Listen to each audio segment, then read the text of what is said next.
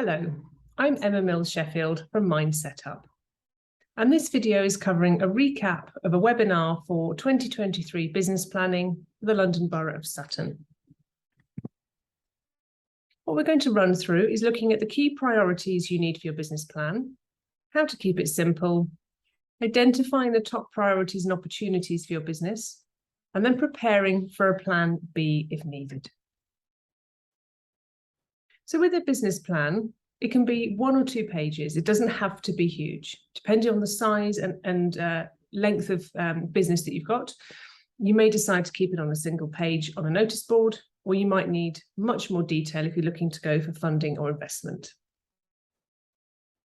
Your must-haves: you need an overview of why you exist, your marketing strategy, target market and audience, information on revenue, income streams, and cash flow in your financials.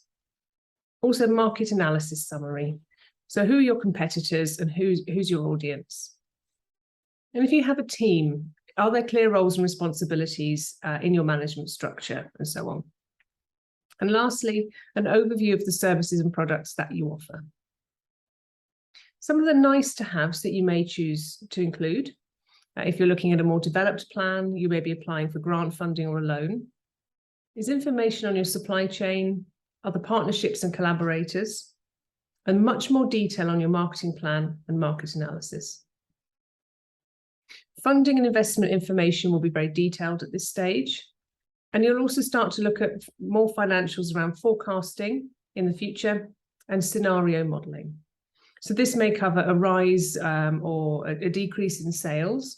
And so what would that do for your price point? If you get wholesale products in your supply chain, will you get bulk discounts if you can secure a certain number of orders, and so on?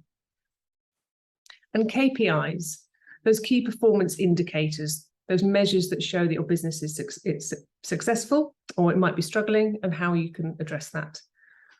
And lastly, descriptions of your products or services with a timeline. So as you're developing, especially technology, what does that look like from a funding and investment perspective?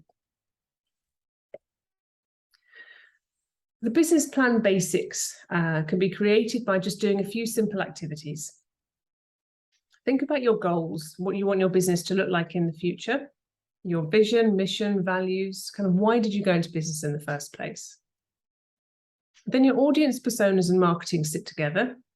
Who do you serve now? Who would you like to serve or sell to? What drives their decision-making and their purchasing decisions? Once you understand that, you can craft your key marketing messages. You can also communicate your vision, mission, and values as you kind of weave it through all of your marketing and social media materials. And then decide which channels you need to be on. Maybe you are better off looking at word of mouth and recommendations, so you are out networking more, or potentially you have very specific ideas around different social media platforms to use.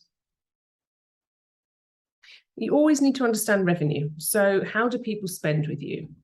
What are your services and products? And then what are your costs for each, your fixed costs and your variable costs? And also, do you know your profitability?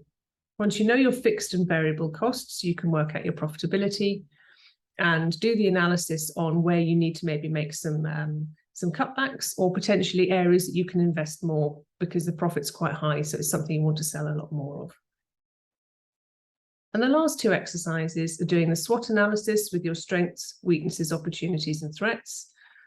And when you understand that, you can create a value proposition, which is fed all the way through your marketing as you kind of tell that story. And a value proposition is really your unique selling point. What sets you apart? What do people know you for, and why do they keep coming back to you? And do you have proof of this? Online reviews, testimonials, quotes, or case studies?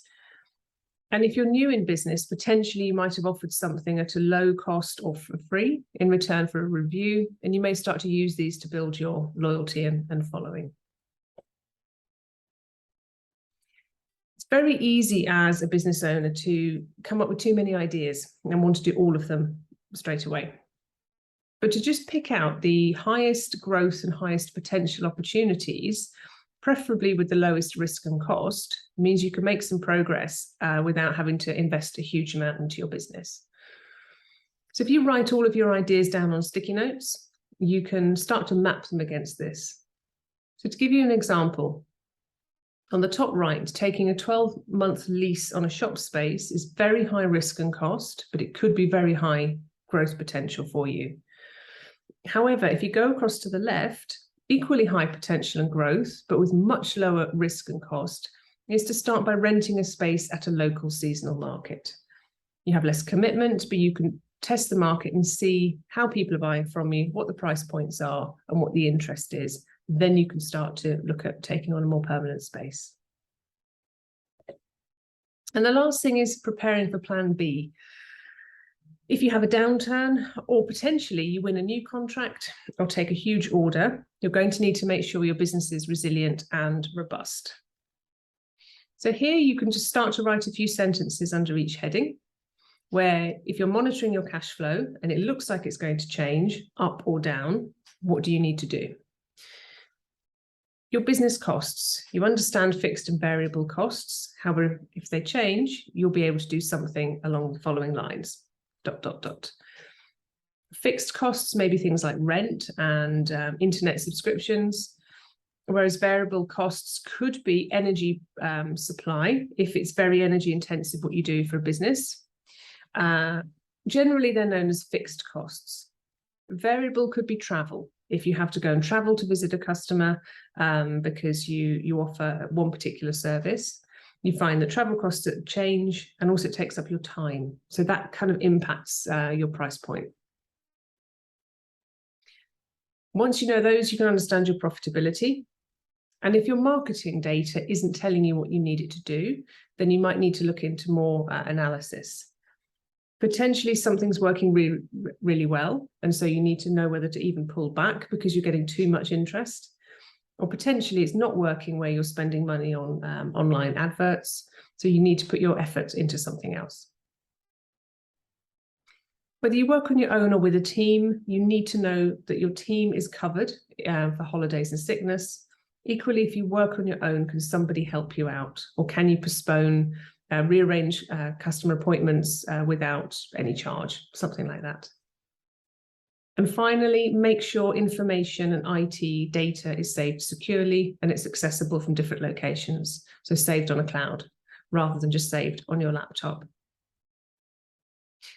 That should cover everything in the recap. I hope you found that useful. Thank you very much.